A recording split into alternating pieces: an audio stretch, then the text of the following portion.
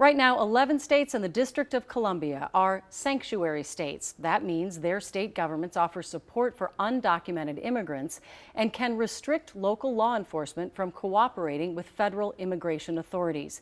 Now there's an effort to add Minnesota to that list. A coalition of lawmakers introduced a bill today. Chief political reporter John Croman is here to take a look at that bill and why there will be a fight to keep it from happening. John?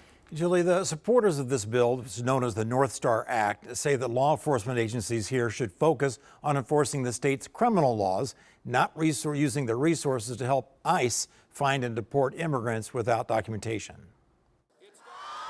Governor Walz last spring signed the bill that allows undocumented immigrants to get Minnesota driver's licenses.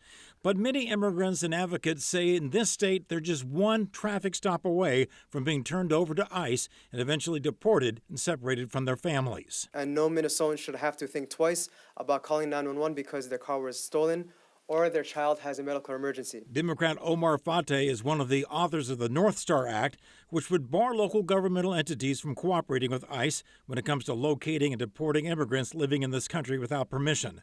The House author is Democrat Sandy Feist. ICE could ask for information from schools about students and their families, and once this law passes, they will not be able to do so. This legislation would give me the peace of mind to fully engage in my community. One of those who spoke was Jesus Garcia, a PhD student in computational biology at the U of M, who also works for the U's Superconducting Center. He was brought to this country at age 7 and is temporarily protected through the DACA program. This bill will protect our families, our immediate family members. At this point, I wouldn't be able to tell you details about my own family because I'm scared that someone's going to go after them. But Republicans say this bill would make Minnesota a magnet for immigrants at a time when resources are already stretched thin. This is a huge burden on our state, and something that has not been vetted, has not been thought through well enough. When I've talked to schools in my district and around where they are trying to meet the needs of students,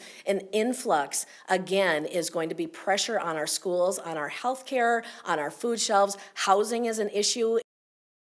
Those were the two minority leaders, the House Minority Leader Lisa Demuth and the Senate Minority Leader Mark Johnson. Now, the exact wording of this bill isn't known yet. It's set to be published tomorrow or Monday, kind of depending on how many other bills get thrown into the hopper here in the last few days before the 2024 session starts.